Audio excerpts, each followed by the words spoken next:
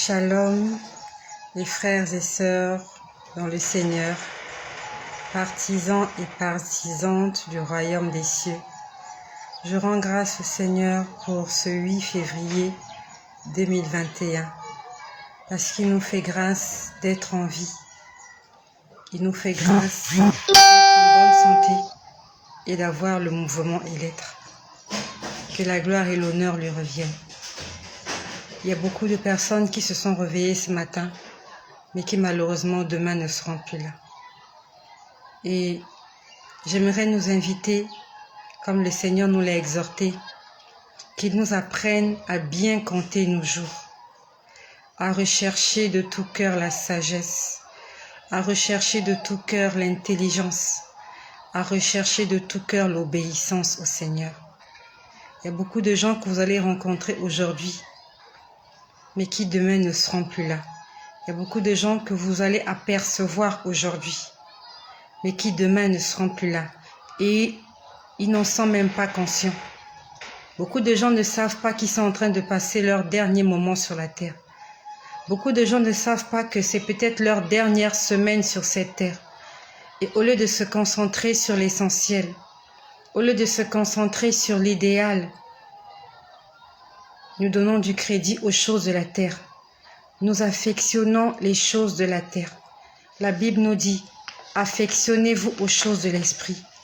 Car les choses, les désirs de la chair sont contraires aux désirs de l'esprit. Merci ma sœur Fatou.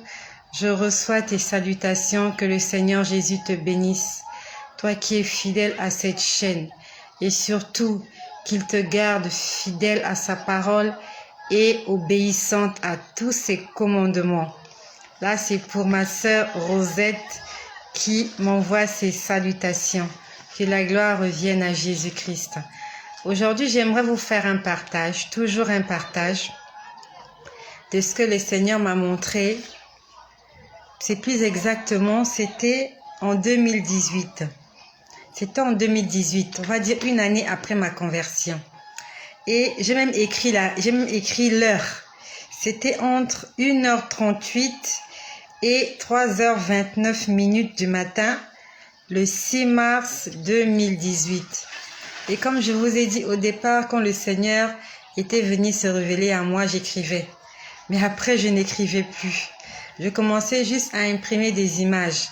Donc, quand il me montrait des choses en vision, j'allais sur Internet le lendemain, je passais des heures sur Internet afin de pouvoir retrouver des images qui correspondent à tout ce que le Seigneur me montrait, afin que ce soit gravé dans ma tête. Et je rends grâce au Seigneur parce qu'aujourd'hui, je me sers de ces éléments-là pour vous montrer ce que le Seigneur m'avait révélé. Quelque part, Internet est une bonne chose. Il faut utiliser Internet pour des bonnes choses, pour la gloire du Seigneur. Si Internet n'existait pas, je ne saurais pas vous faire certaines images, certains dessins, certaines représentations des choses que je vous montre. C'est parce que je suis allée les prendre sur Internet. Beaucoup de gens disent qu'Internet est l'outil du diable, mais nous allons nous servir d'Internet pour la gloire du Seigneur, pour évangéliser. Nous allons nous servir d'Internet pour gagner des âmes au Seigneur. Et je vais vous montrer cette image. En fait, c'est comme je l'ai dit, c'était entre 1h38 et 3h29. Donc la vision a fait 2 heures. Donc le Seigneur m'a réveillé à 8h38 et la vision s'est arrêtée à 3h29. Donc on va dire 2 heures. Et dans cette vision, quand je parle de vision, ça veut dire que je ne dormais pas. Bonjour ma sœur Sarah, je vois de te voir. Amen ma sœur Sarah. Sois bénie au nom puissant de Jésus-Christ, toi qui es abonné à cette chaîne et qui t'accroche aux choses de l'esprit. De là où je suis, je peux voir ton sourire. Je sais que tu es en train de sourire. Je sais pas comment je sais, mais je sais que tu es en train de sourire et que le Seigneur te bénisse pour ton sourire. Gloire à Jésus-Christ. Donc le Seigneur, ce jour-là, quand il m'a réveillée, quand il me réveille, c'est comme toujours, je me mettais à genoux, toujours prosternée, en train de prier. Et quand je prie, le Seigneur est venu me prendre en esprit. Parce que je ne voyais pas ces images sur l'écran, mais j'étais dans l'image. On va dire que j'étais dans l'environnement. Et en fait, je priais et, on va dire d'une seconde à une autre, je me suis retrouvée dans un endroit. Je ne sais pas exactement là où j'étais, mais j'étais en face, en face d'un temple. Il y avait un grand temple en face de moi. On va pas dire en face de moi, en fait, c'était sur ma droite. J'ai vu un énorme temple. Il était gigantesque. Et quand je suis allée le lendemain, on va pas dire plus que c'était entre 1h et 3h du matin, quand je suis allée au travail ce jour-là, je suis allée sur Internet, sur Google, j'ai tapé temple. J'ai essayé de répertorier tous les temples et essayer de trouver une image qui correspondait au temple que j'avais vu en vision. Ça s'est passé le 6 mars 2018. Je vais vous montrer ce temple-là. C'est ce temple-là. Je ne sais pas si c'est visible. Ça là, c'est moi qui ai ajouté. Les 2 barres là, c'est moi qui les ai ajoutées. En passant par, il y a un logiciel de dessin. Je crois que c'est PowerPoint. C'est moi qui ai ajouté ces deux colonnes là, parce qu'en fait, dans l'image que j'avais trouvée sur Internet, il n'y avait pas ces 2 colonnes là.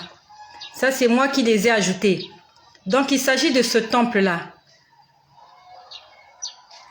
Et quand j'ai vu ce temple, bizarrement, je me suis dit, mais comment le temple que j'ai vu existe? Parce que quand je l'ai vu sur Internet, je me suis dit que ce temple-là existe.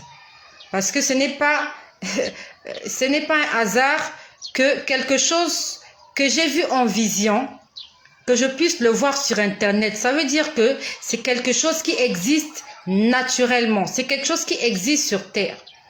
Et au départ, quand j'ai vu ça, je ne savais pas que c'était le temple de Jérusalem. C'est quand j'ai montré cette photo à mon pasteur.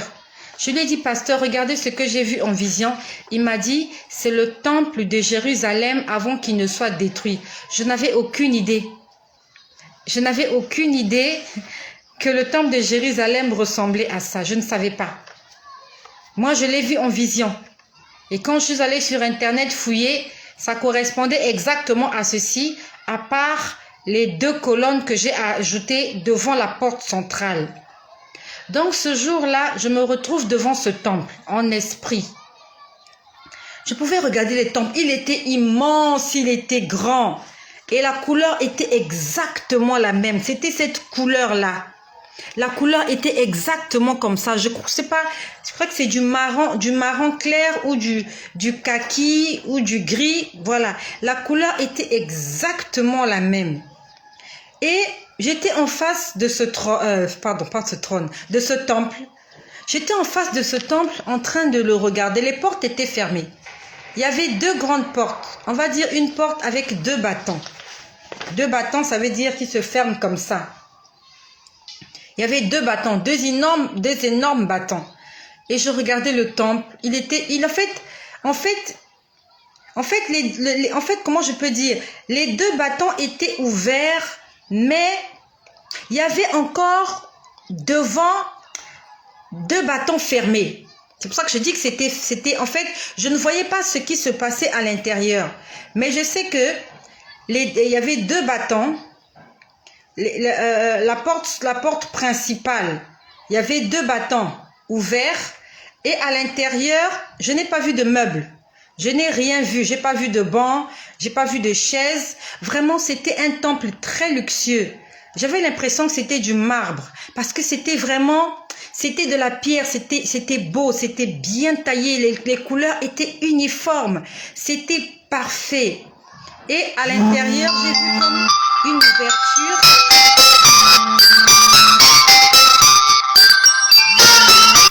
J'ai vu comme une ouverture. J'ai vu comme une ouverture, mais fermée. Donc, mais j'entendais du bruit. Je sais qu'il y avait des gens dans le temple. Je sais qu'il y avait des gens à l'intérieur, mais je ne les ai pas vus parce que j'entendais le bruit des gens dans ce temple-là. Et je ne savais pas que c'était l'image du temple de Jérusalem. Je n'avais aucune idée qu'il y avait un temple de Jérusalem. Je sais que Salomon a été le premier à construire le temple de Jérusalem, qui a été détruit plusieurs fois, mais je n'avais vraiment aucune idée de ce à quoi ce temple-là ressemblait. Et c'est le Seigneur qui m'a montré l'image du temple-là ce jour-là en vision, dans la nuit, on va dire dans la matinée, très tôt le matin, le 6 mars 2018. Donc je suis en face du temple, le temple est sur ma droite, j'entends le bruit des gens étaient à l'intérieur, je ne sais pas qu'est-ce qui se passait, mais je ne sais pas s'il y avait une célébration, mais j'entendais des gens à l'intérieur. Et devant le temple, je pouvais voir que devant le temple, il y avait comme une colline. C'était comme une colline. Vraiment. Le temple était à ma droite et en face de moi, j'avais l'impression que c'était une colline. Le temps était orangé. Quand je dis que le temps était orangé, en fait, le ciel n'était pas comme le ciel ensoleillé.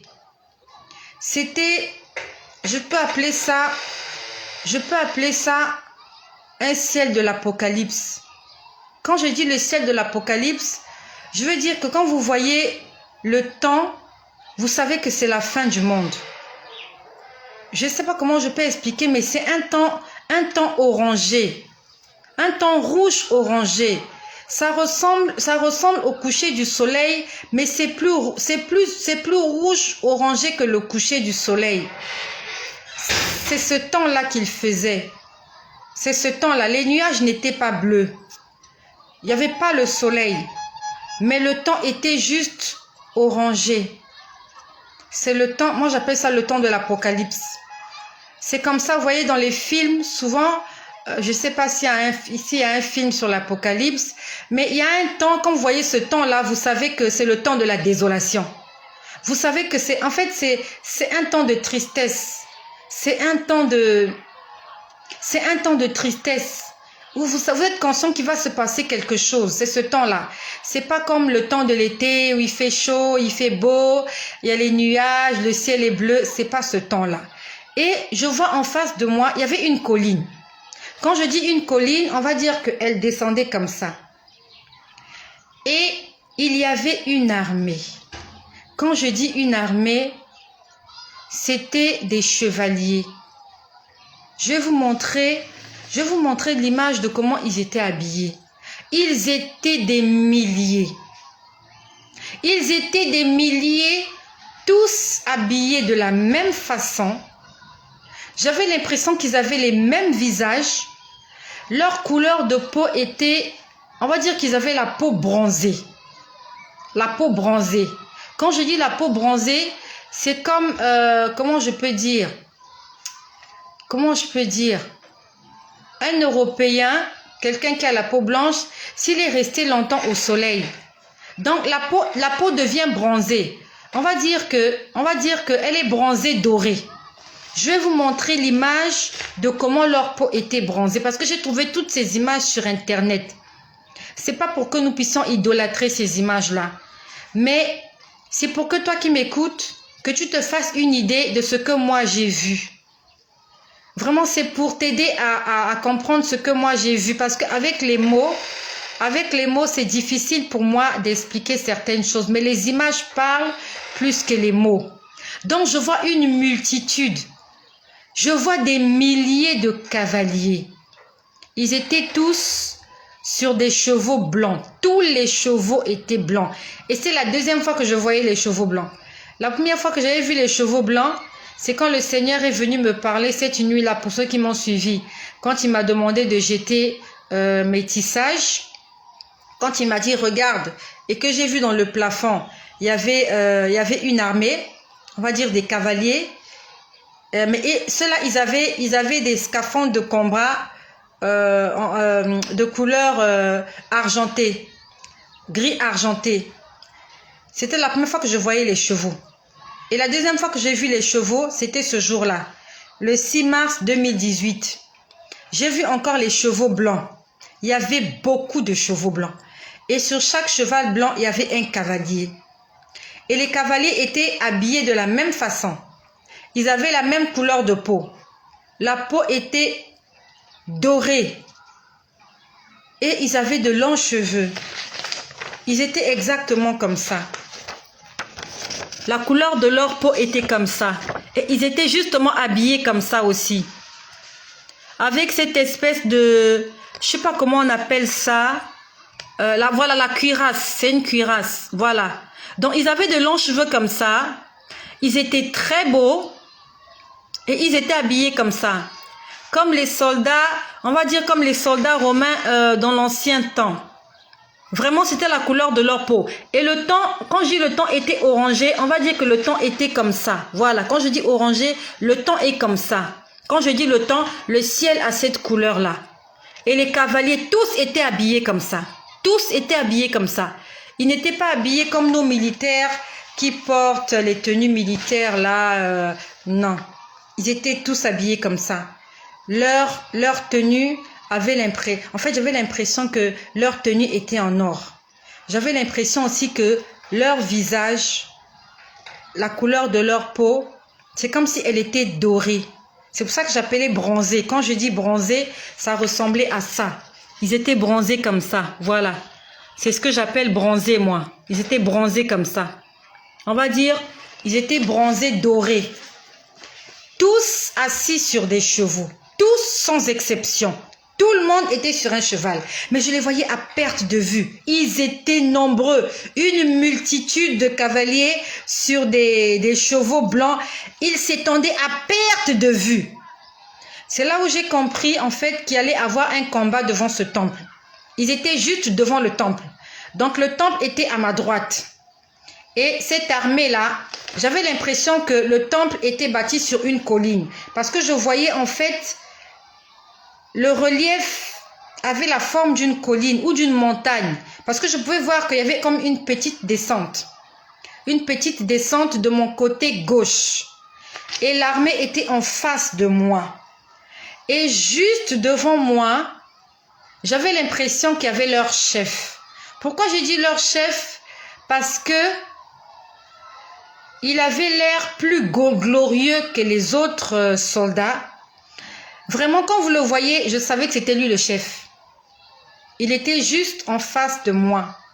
Il était juste là. C'est comme s'ils attendaient un signal. Ils étaient tous prêts. Il allait avoir une guerre. Il allait avoir une guerre devant ce temple-là. Et comme je vous ai dit, c'est mon pasteur qui m'a dit que c'est le temple de Jérusalem. Au départ, je ne savais pas. Il va avoir une guerre devant le temple de Jérusalem. Et les gens qui vont combattre, il y a ces gens-là que je vous ai montrés qui étaient dorés. Il y a aussi des gens, comme je vous ai montré la dernière fois, l'image des gens habillés en scaphandre de combat. Quand je vous ai dit, la dernière fois quand j'ai vu cette image, c'était la semaine dernière, quand j'ai vu l'image, le Seigneur m'a dit Armageddon. Donc, dans ce combat-là, il va y avoir plusieurs personnes. Donc, il y a ces combattants que je vous ai montrés là, ce ne sont pas des hommes. Parce que je les voyais, ils avaient des ailes. C'était des anges. Ils avaient des ailes. Mais ils avaient l'apparence humaine. Donc, ils avaient des pieds, des mains, ils avaient des yeux, ils avaient des cheveux. Et ils avaient des ailes. Et ils étaient assis sur des chevaux blancs. Et il y avait la colline. Ils étaient assis sur une colline. Et le temps était orangé. Et le temple était juste là, sur ma droite. La porte du temple était ouverte. Et juste, on va dire, juste à côté de moi. Juste à côté de moi, il y avait un énorme cheval. Il y avait un énorme cheval. Quand je dis énorme, énorme, il était énorme. Il était vraiment énorme. Quand je dis énorme, il pouvait avoir la maison, il pouvait avoir la carrure d'une maison à étage, ce cheval-là. Il était tout blanc. Il était blanc parfait. Quand je dis blanc, c'est blanc. Blanc comme la neige. Blanc comme les nuages. Et il était juste à côté de moi, ce cheval blanc. De toute ma vie, je sais que le cheval est grand. Même quand je me lève, je fais 1,68 m. Un cheval adulte est plus grand de taille que moi. Mais ce cheval-là, il était 100 fois plus grand que les chevaux qu'on voit à la télé ou qu'on voit dans les écuries. Il était énorme, ce cheval. Et sur le cheval, il y avait quelqu'un. Comment je sais qu'il y avait... Je sais qu'il y avait quelqu'un qui était assis sur ce cheval. Donc, il y avait cette armée dorée, de personnes dorées. Ils avaient un chef qui avait aussi la peau bronzée dorée, qui était assis sur un cheval blanc, qui avait de longs cheveux, avec un beau visage. Et il y avait une autre personne plus grande que tous les autres. Il était plus grand que tous les autres. Il était juste à ma droite, assis sur un cheval très blanc. Son cheval était énorme. Je n'ai pas vu, j'ai tout fait pour essayer de voir cette personne. Je n'ai pas pu voir la personne. J'avais l'impression qu'au niveau de son visage, il y avait des phares qui éblouissaient. Mais en fait, j'étais éblouie par son visage. Son visage était tellement lumineux que je ne pouvais pas voir les traits de son visage. Quand je dis les traits, je ne pouvais pas voir ses cheveux. Je n'ai pas vu son nez, je n'ai pas vu sa bouche ni ses oreilles. Au niveau de son visage, il y avait comme un phare braqué sur moi comme ça, qui était en train de m'envoyer de la lumière. C'était une lumière éblouissante. C'était une lumière qui peut vous rendre aveugle. C'était une lumière très forte de couleur blanche. Mais la seule chose que je sais qu'il avait porté un vêtement. Vous voyez comme dans le temps, comment on appelle ça? Je sais pas, vous qui êtes connectés. Comment on appelle Superman là? Le vêtement qu'il porte qui est rouge là, comment on appelle ça? Lorsqu'il attache ça ici au cou. Superman. Non, pas Spider-Man. Superman, il a quelque chose qu'il attache là quand il vole. Voilà. Je ne sais pas comment on appelle ça. Ça m'échappe. Vous qui êtes connectés, si vous pouvez m'aider.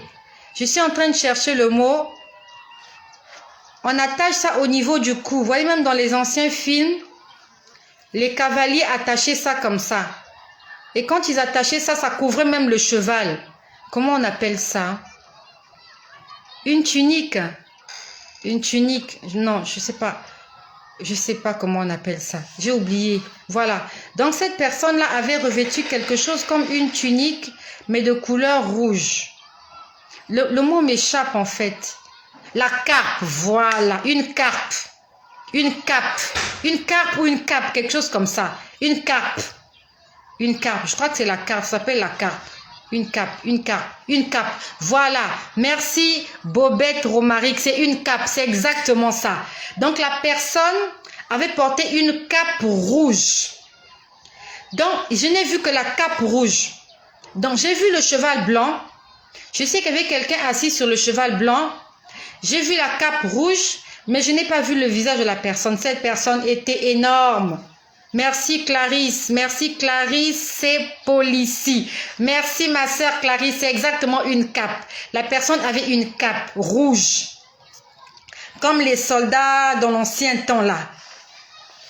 Et je vais essayer de vous montrer une image qui ressemble à ça. Et comme je vous dis, j'ai pris toutes ces images sur internet. Ça ressemblait un peu à ça. Voilà. Donc la personne avait une cape rouge comme ça. La personne était très grande et justement, il y avait une lumière comme ça sur son visage. Je ne pouvais pas voir son visage. Et il était assis sur un cheval blanc. Sauf que là, l'image est différente parce que là, les combattants sont derrière lui. Là, les combattants sont derrière lui alors que moi, dans l'image que j'ai vue, lui, là, la personne centrale avec la carte était à ma droite. Et l'armée était en face de moi. Donc, c'est comme si, on va dire que l'armée était à sa droite. Voilà. Donc, ils étaient tous devant le temple. Ce temple-là. Ils étaient tous devant ce temple-là.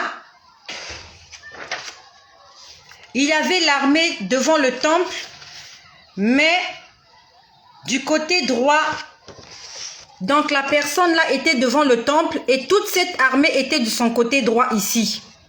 Ils étaient tous sur sa droite, pardon. Là, et là, ils sont derrière, mais là, en fait, j'ai juste pris l'image parce que ça ressemble un peu à ce que j'ai vu. Donc, vous voyez, le temps de l'Apocalypse, c'était justement ce temps-là. Vous voyez, c'est un temps maussade, c'est un temps triste, c'est un temps de guerre. C'était comme ça, ce temps-là que vous voyez.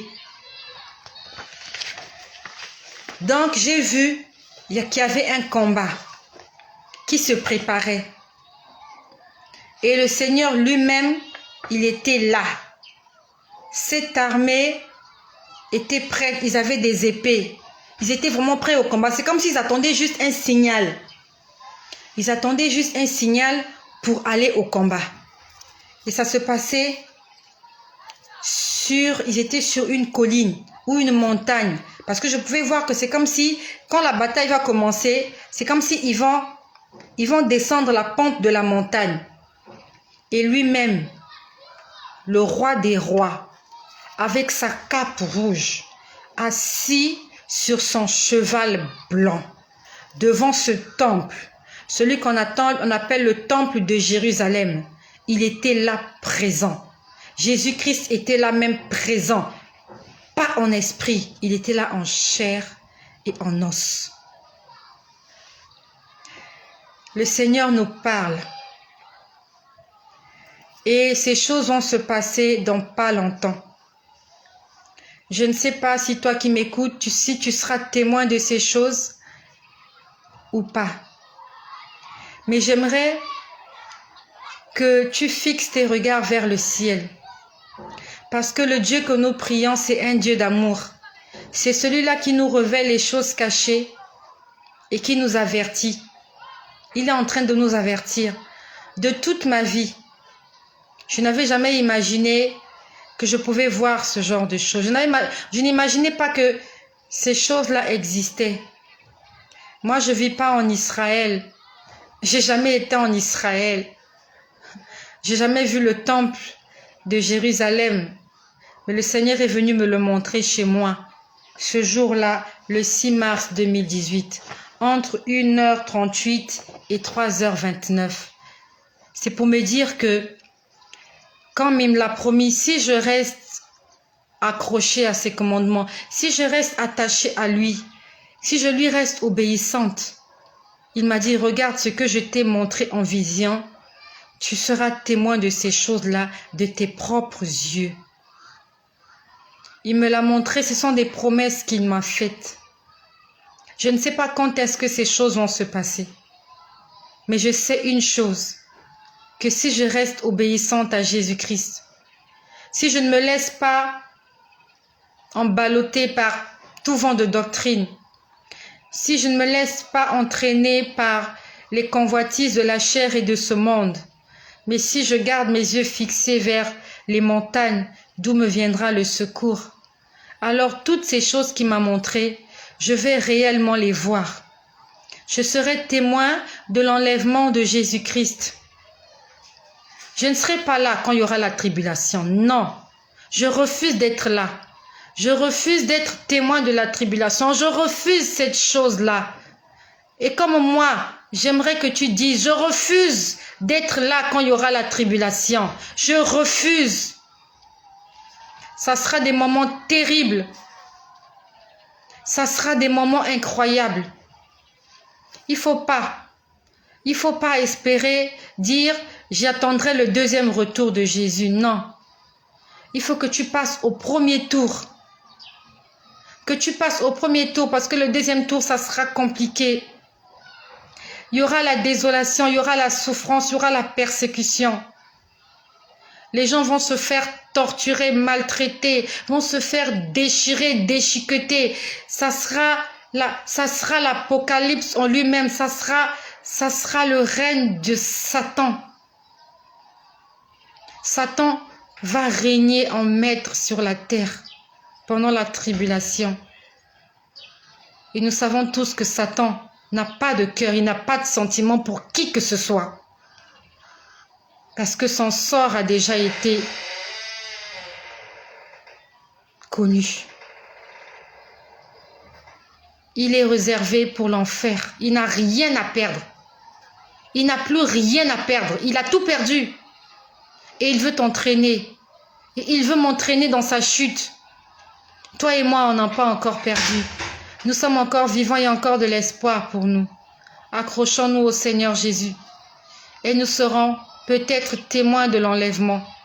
Et nous serons peut-être témoins de cette bataille qui va se tenir sur cette montagne. Là où j'ai vu le temple de Jérusalem, là où Jésus-Christ sera là lui-même en personne. Il va y avoir une bataille, un combat. Que le Seigneur te bénisse. Que toutes ces images que tu as vues puissent te rapprocher un peu plus du Seigneur. Et surtout que tu puisses lui rendre gloire de ce que il nous révèle ces choses. Cette nuit, pendant que je dormais, dans mon songe, il y a quelqu'un qui est venu me voir. Il m'a dit, arrête avec tes vidéos là, tu nous déranges. Ça s'est passé cette nuit. Nous sommes le 8 février. Ça s'est passé cette nuit, dans la nuit du 7 au 8 février. Il me dit, tu nous déranges avec tes vidéos qui sont sur Internet. Je lui ai dit, je vais continuer à parler. Si je les dérange, c'est parce que ce que je fais produit du fruit dans ta vie. S'ils sont dérangés, c'est parce que ce que je fais, il y a des gens qui sont en train de quitter les ténèbres et qui viennent à la lumière. Il y a des gens qui sont éclairés. Il y a des gens qui sont en train de découvrir les mystères cachés, les choses que le diable nous a cachées, ces mensonges. Ce qui se passe en boîte de nuit que les gens ne connaissaient pas. Ce qui se passe dans la spiritualité, dans le monde des ténèbres, les attaques. Le Seigneur est en train de nous les révéler. Il dit, mon peuple meurt parce qu'il lui manque la connaissance. Et le Seigneur est en train de nous apporter la connaissance. Raison pour laquelle le monde des ténèbres est en colère. Ils sont en effervescence. Ils m'attaquent. Ils me menacent. La nuit, il m'a dit, arrête tout ce que tu fais sur les réseaux sociaux. Je n'arrêterai pas. Tant qu'il y a... Je ne sais pas comment on chante la chanson là. Tant qu'il y a la vie dans mon cœur, je ne sais pas. Comment on chante cette chanson là? En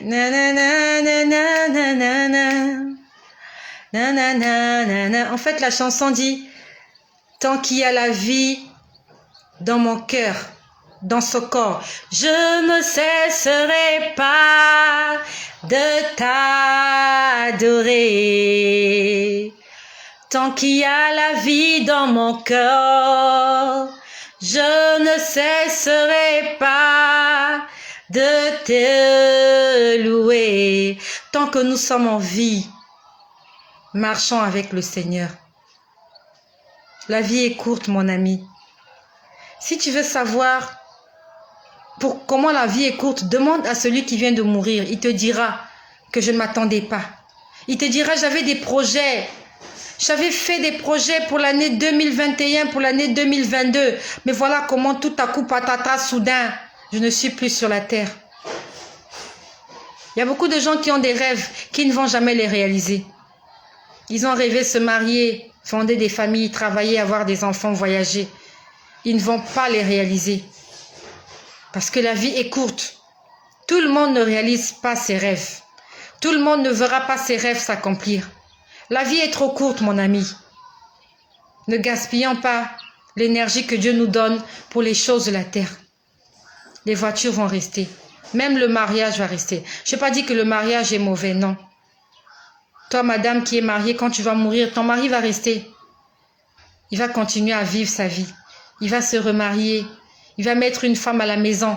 Cette maison que tu as construite, que tu as bâtie, avec ton énergie, avec ton souffle, avec ton cœur, avec ton amour. Une autre femme viendra vivre là. Elle va dormir dans ton lit. Elle va préparer dans ta cuisine. Elle va utiliser tes meubles. Elle va peut-être conduire ta voiture. Elle va élever tes enfants. Et toi, où est-ce que tu vas te retrouver? Où est-ce que tu vas te retrouver? Je vois ma soeur Bobette qui est en train de parler. Ma soeur, prie pour moi, demande à Jésus de me délivrer. Je suis tourmentée depuis des années. Ma soeur, il y a moyen que tu m'écrives inbox. Quand je dis inbox, dans le site même. Nous allons correspondre par site. Parce que nous sommes là pour nous édifier. Nous sommes là pour se tenir par la main et avancer ensemble. Le Seigneur dit que les plus forts, comment je peux dire, soutiennent les faibles. On est là ensemble pour notre salut. Et c'est gratuit. Le don que le Seigneur m'a donné, ce don de vision, ce don de prophétie, c'est gratuit. Et je le mets au service des enfants de Dieu. Je le mets au service de l'Église. C'est pas pour me faire de l'argent. Une fois, je sais pas qui m'a écrit, je sais pas si c'est un marabout qui me dit que, je sais pas, il me raconte n'importe quoi. Le don que Dieu m'a donné, il me l'a donné gratuitement. Et comme je vous ai dit, ceux qui me suivent, c'est même quelqu'un qui avait prié pour moi afin que le Seigneur puisse me donner ce don de prophétie. Je n'ai jamais prié pour avoir ce don. Et je mets ce don-là au service des hommes et des femmes du Seigneur. Si tu as un problème, nous allons prier ensemble afin que le Seigneur nous guide. Parce que le diable est un menteur. N'allons pas chez les charlatans, chez les magiciens, chez les marabouts, qui non seulement te demandent de l'argent, il va te ruiner, mais il va te mentir. Il va te tromper. Il va te dire des choses qui lui sont chuchotées par des démons. Cette chaîne est une chaîne de l'évangélisation pour Jésus-Christ de Nazareth, qui a donné sa vie à la croix afin que nous soyons sauvés. Et si tu as des soucis, tu as des problèmes, des inquiétudes, je vais sacrifier de mon temps. Parce que c'est la raison pour laquelle Dieu m'a donné ce don-là. Je vais prier pour toi afin que le Seigneur te guide là où tu dois aller, ou à gauche ou à droite. Toi qui dis que tu es tourmenté, je ne sais pas par quoi tu es tourmenté. Écris-moi une box. Écris-moi. Il y a moyen de m'écrire dans le site même pour que moi seul je puisse lire cela. Dis-moi ce que tu vis. Je vais demander au Seigneur, pourquoi est-ce que tu vis ces choses-là? Quelle est la souche? Quelles sont les origines? Est-ce que tu as péché ou bien c'est pour la gloire du Seigneur? Et demander au Seigneur comment il faut faire pour que tu sois délivré. Je ne sais pas dans quelle ville tu te trouves, mais nous sommes là pour être délivrés des puissances des ténèbres. Nous sommes là pour quitter les ténèbres et pour entrer dans la lumière du Seigneur Jésus-Christ. Et ces choses sont gratuites. La seule chose qui est payante, c'est la connexion Internet. Et le Seigneur pourvoit à mes besoins. Il me donne de l'argent afin que je puisse charger du crédit, que j'ai Internet, afin de vous faire part de ces choses-là qu'il m'a montées gratuitement. Et je sais que pour sa gloire, il va continuer à pourvoir. Soyez bénis chez vous et que le nom de Jésus-Christ soit